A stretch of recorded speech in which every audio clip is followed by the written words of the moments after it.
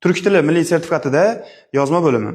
Demak, siz imtihonda 1 soat vaqt davomida 3 ta narsa yozishingiz kerak. Norasmiy elektron pochta, rasmiy elektron pochta, maqola. Ya uchinchisida yoki maqola bo'lishi mumkin, blog post bo'lishi mumkin, forum posti bo'lishi mumkin.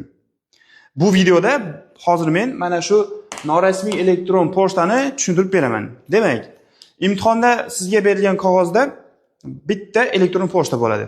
Ya'ni sizga kelgan elektron pochta. Shuni o'qiysiz, u yerdan o'zingizni ismingizni va kimdan kelgan elektron pochtaligini bilib olasiz. Shu elektron pochtani o'qib, biror bir yaqin insoningizga siz norasmiy elektron pochta yozishingiz kerak. Endi kimga yozasiz? Bu endi yaqin do'stingizga bo'lishi mumkin, oila a'zolaringizga bo'lishi mumkin, qo'shningiz bo'lishi mumkin, universitetdagi do'stingiz bo'lishi mumkin. Umumiy nisbatda siz yaqin insoningizga yozasiz. Xo'sh, endi norasmiy elektron pochta qanday yoziladi? Birinchi o'rinda siz telefoningizni oldingizda qaysidir bir do'stingizga telefondan elektron pochta yozmoqsiz, Gmail. Xuddi shu qanday yozilsa, bu imtihondagi ham xuddi shunday yoziladi. Birinchi bo'lib salomlashasiz, keyin hol ahvol so'raysiz, mavzuga o'tib turib, ko'rishguncha falonchi deb tugatasiz. Xuddi shuni turkchasini yozishingiz kerak imtihonda. Endi imtihonda tushyapti, juda ko'p holatda do'stingizning ismi norasmiy elektron pochtada Aren Aydin bo'lyapti. Demak, yozamiz. Birinchi biz murojaat qilishimiz kerak, ya'ni salomlashishimiz kerak. Qanday bo'ladi? Abzasdan yozamiz. Sevgili ism kim dedik? Boya aytdik. Mana shu joyga yozamiz. Aren Aydin. Men faqat Arenni yozaman. Sevgili Aren va virgül qo'yildi. Xo'p, birinchi salomlashimiz shunday. Ya'ni sevgili Aren virgül qo'ydim va abzasdan yozdim. Endi savol tug'iladi. Nima uchun Aydin yozilmadi? Masalan, misol siz do'stimgiz, men o'zim do'stimga yozyapman. Ismi Javohir, familiyasi Rustamov deylik. Salom Javohir Rustamov deb men o'zimning yaqin do'stimga norasmiy shaklda maktub yozmayman-da. Salom Javohir. Yoki qalaysan Javohir deb yozaman. Ya'ni familiyasini yozmayman. Siz ham imtihonda Aydin degan qismini yozmasligingiz kerak. Faqat ismni o'zini yozishingiz kerak. Ana shunda to'g'ri bo'ladi. Endi yozdik. Sevgili Aren. Endi nima qilamiz? Hol ahvol so'rash kerak. Masalan, yozamiz nasılsın? So'roq belgisi qo'yiladi. İyi misin? İyi misin? So'roq belgisi. Bu yerda mi ajratib yoziladi. Ya'ni shu yerda xato qilib kelishyapti ko'pchilik. Yozib bo'ldik, yozamiz endi. Umarım her şey yolundadır deb yozaman. Yolundadır. Xo'p, buni yozdim. Ya'ni hol ahvol so'radim va uni yozdik yana. Umid qilamanki, hammasi joyida. Bu biz kirish qismlarini yozib bo'ldik. E'tiborli jihati, dastlabki ikkita qator abzasdan yozildi. Nasılsın? So'roq belgisi. İyi misin? Yana so'roq belgisi va bu yerdagi i bosh harf bilan yozildi, nuqta qo'yildi va ajratib yozildi. Bo'ldi. Bu qismi ketdi. Endi siz yozishingiz kerak asosiy qismga o'tasiz. Ya'ni maktub shartida nimalar so'raldi? Misol deylik, kendi düşüncelerinizi ve yönetimin neler yapması gerektiğini yazınız desa. O'zingizni fikrini so'radi va sizga yozgan inson nima ish qilsin? Ikkita narsa so'radi. Ba'zan 3 ta narsa so'rashi mumkin. Siz shu joyda to'liq shartni bajarishingiz kerak. Biz bu yerni yozib bo'ldik. Misol yozamiz. Imtihonda Deniz Ishqdan ko'proq elektron pochta keladi. Ya'ni 99% holatda elektron pochta kimdan kelganligi yoziladi. Deniz Ishqdan. Endi yozib ko'ramiz. Bugun xo'p. Deniz Ishqdan gelen e-postayı okuyunca deymiz. Okuyunca çok sevindim. Demak, bugun Deniz Ishqdan kelgan elektron pochtani o'qiguncha juda sevindim yoki çok üzüldüm deymiz. Üzüldüm. Ikkalasidan birisini tanlaysiz. Sizga elektron pochta keldi, o'qiganingizda yoki xursand bo'lasiz yoki xafa bo'lasiz. Demak, buni qolib qilib ishlasangiz bo'ladi. Buni ham yozib bo'ldik. Endi bu yog'iga shartlarni bajarishingiz kerak. Bu yerda ham shart bajarildi. Siz o'zingizni, fikringizni yozyapsiz, qanday holatga tushganligingizni yozyapsiz. Bu ham xato emas, zo'r. Lekin yana shartlari bo'ladi. Siz shu yerda mana bu qismga yozishingiz kerak bo'ladi. Endi siz yozib bo'ldingiz deylik, oxirida endi ko'rishguncha falonchi deb tugatish kerak-ku. Bunda siz yana abzasdan sevgiler virgül qo'yasiz va bu yerga ism yoziladi.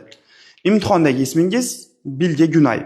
Endi ko'pincha shu holat tushadi. Ba'zan o'zgarar, lekin shu paytgacha deyarli o'zgarmadi. Deyarli ba'zan o'zgargan bo'lishi mumkin, ba'zan o'zgarmagan bo'lishi mumkin. Men hamma imtihonga to'liq kirmaganman. Ba'zan o'zgarishi, ba'zan o'zgarmasligi mumkin.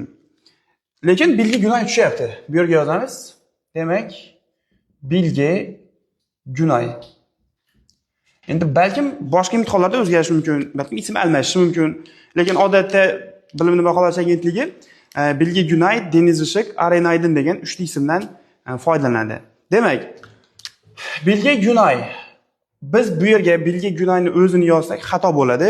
Biz bu yerdagi Günayni o'chirib turamiz. Ya'ni ko'rishguncha Orzubek deyman-da, ko'rishguncha Orzubek Quronboyev deb yozmayman. Shuning uchun bu yerga faqat ismni yozamiz. Sevgiler Bilge deyman. Bo'ldi. Mana bu yerdan yozildi, bo'ldi, tamom. Mana bu ikkalasi ham, ya'ni abzasdan yoziladi. Demak, xuddi shunday qilib topshirib yuborasiz. Endi o'rtasiga asosiy shartlarni bajarishingiz kerak. So'zlar soni nechta bo'lishi kerak? So'zlar soni shu yerga yozamiz. 50 tadan o'rtacha 50 ta so'z.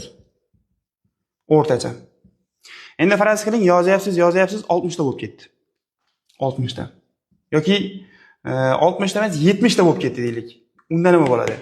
70 ta bo'lsa, u ham xato hisoblanmaydi, lekin mavzudan chiqmagan bo'lishi kerak. Misol, mavzu asosiy qismni yozmoqsiz, umumiy gaplarni yozsangiz yoki aylantirib yozsangiz, umuman mavzuga qaramasdan yozsangiz, unda ball sezilarli darajada kiritiladi. Ya'ni siz mavzudan chiqmasdan turib, asosiy qismni yozsangiz chiroyli qilib, bo'ldi. Bemalol yuqori ball qo'yiladi, xudo xohlasa. Endi qayerlarda xato qilishyapti? Birinchi abzaslar. Ya'ni dastlabki 2 ta qator va oxirgi 2 ta qator abzasdan yoziladi. Va virgullar. Mana shu joyda virgul qo'yiladi va mana bu yerda ham. Shuni qo'yib yozishingiz kerak va ismlarda bu yerga Deniz Ishqni yozib tashlashyapti, bu yerga ham shuni yozishyapti, Deniz Ishq deb, bu xato. Ya'ni ismlarni aniq bilib olishingiz kerak. Imtihonda siz Bilge Günay bo'lib yozasiz. Do'stingiz Arenaydin ko'p holatda ba'zan ism almashishi mumkin, lekin shu paytgacha menimcha almashmagan. Endi bu qismida qanday xatolar chiqyapti? Bunda abzasdan yozmayapti. Ikkinchi qatorni abzasdan yozishingiz kerak. Bu dastlabki 2 ta qator abzasdan yoziladi. Va bu yerda so'roq belgisi qo'yildi. Bu yerda ham qo'yildi, chunki so'rayapti. So'roq shaklida bo'lyapti. Endi bu yerda ajratib yoziladi. Chunki mi qo'shimchasi har doim so'zdan ajratib yoziladi. Endi umarim har shay yo'lindadir. Bu yerda xato chiqarish qiyin va bugun deganda xato kelyapti. Bugun ya'ni nuqtali u harfi bo'ladi.